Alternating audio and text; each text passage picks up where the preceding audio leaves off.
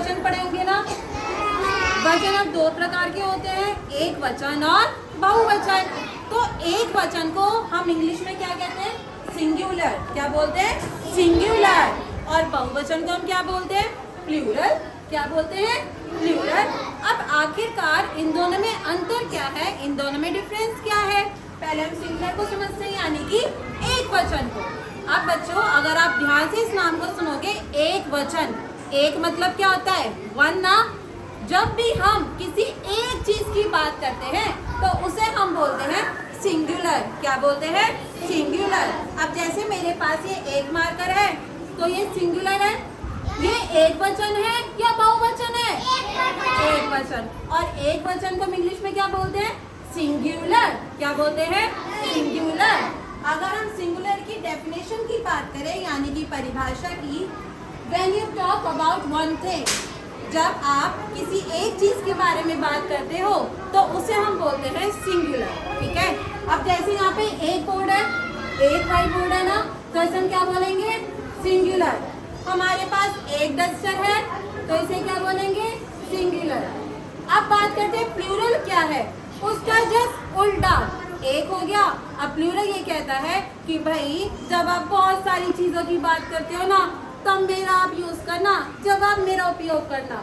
यानी कि अगर मेरे पास बहुत सारी चीजें हैं लेकिन जो एक ही है, फॉर एग्जाम्पल इस बॉक्स में बहुत सारी पेंसिल है ना, तो ये एक वचन होगा या फिर बहुवचन? बहुवचन। और बहुवचन को हम इंग्लिश में क्या बोलते हैं?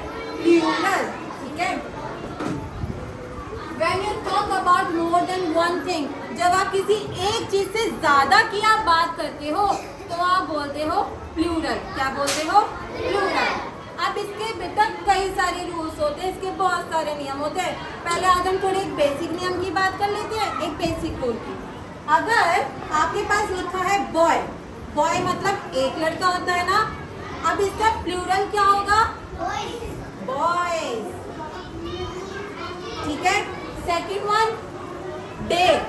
अब डे तो एक ही बात है ना, जैसे आपसे मैं पूछती ना बच्चों आज कौन सा डे है, आज कौन सा दिन है। अब डे का प्लूरल क्या होगा? डेज। बस इसके आगे एंड में क्या लग जाएगा? एस। अगर मैं बोलती हूँ चेयर, तो चेयर का प्लूरल क्या होगा? यानी कि बहुत सारी चेयर्स, तो इसके एंड में क्या लग जाएगा? मैंने बोला पेन, तो पेन का प्लूरल क्या होगा? पेन्स। यानी कि अब इसका नियम ये कहता है कि आपको कुछ नहीं करना है, आपको एक वचन को बहुवचन बनाने के लिए आखिर में यानी कि अंत में आपको एस जोड़ देना है। तो पेन का क्या हो जाएगा? टेबल का क्या होगा? टेबल्स। क्या होगा? टेबल्स। पेंसिल का क्या होगा? पेंसिल्स। ठीक है। गर्ल का क्या होगा? गर्ल्स। गर्ल का क्या होगा? गर्ल्स। आपको कुछ नहीं करना है, आपको सिर्फ अंत में क्या लगा देना है? एस। ठीक है। अब जैसे मैंने बोला कैट, तो कैट का क्या होगा प्लूरल? कैट्स। ठीक है। अब मैं बोलूंगी चेयर, तो चेयर का अपोजिट प्लूरल क्या होगा? पेंसिल का अपोजिट क्या होगा प्लूरल? पेंसिल। अच्छा ये एक बुक है, ये एक नोटबुक है ना, इसका प्लूरल क्या होगा? नोटबुक्स। नोट बताया था indefinite, present indefinite, past indefinite, future indefinite. ठीक, प्रेजेंट इंडेफिनिट कंप्लीट हो गया था, पास्ट इंडेफिनिट कंप्लीट हो गया था, अब हमारा चलता है क्या? Future indefinite.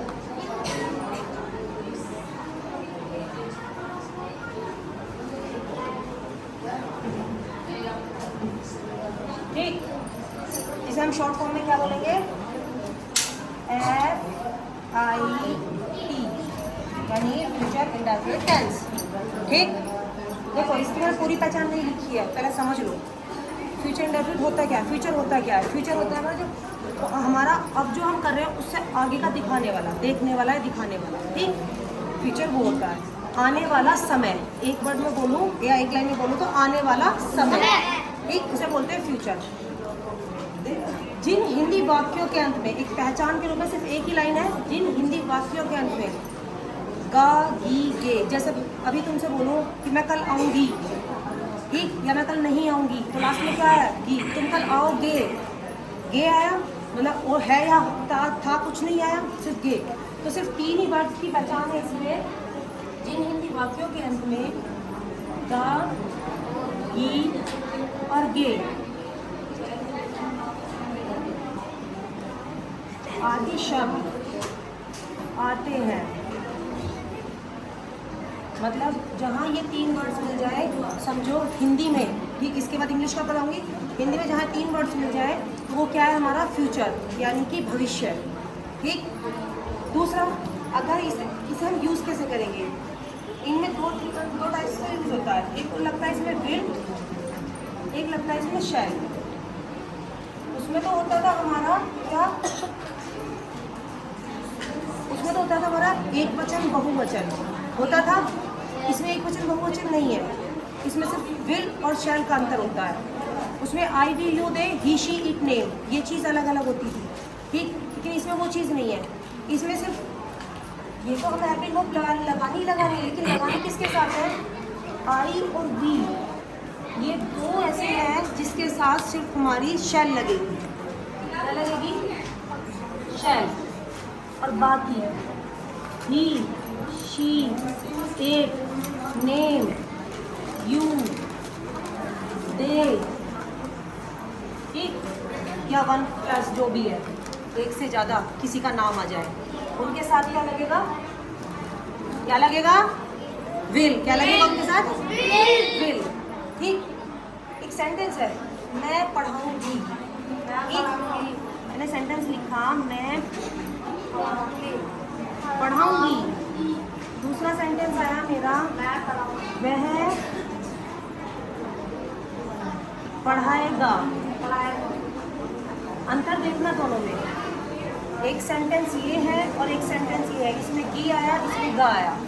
ठीक। आई के साथ क्या बताया था मैंने, क्या बताया था आई के साथ, किस चीज़ का यूज होगा, आई और बी के साथ शैल का।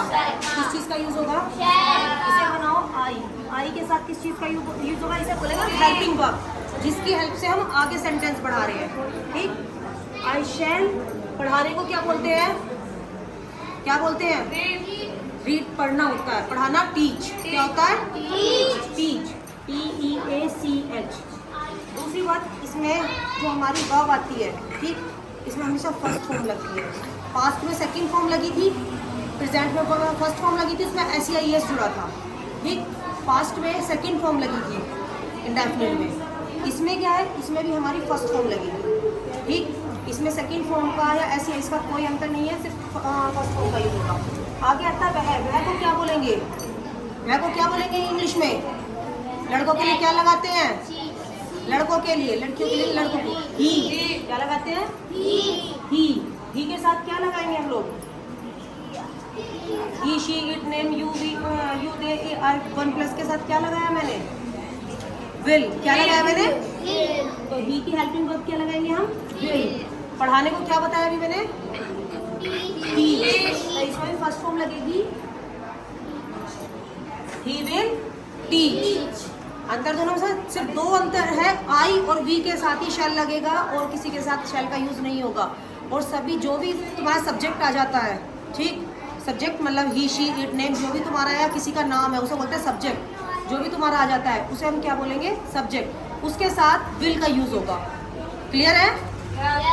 किसी को कोई दिक्कत इसमें? फ्यूचर इंडेफिनिट कंप्लीट हुआ? Yes, ma'am. Very good.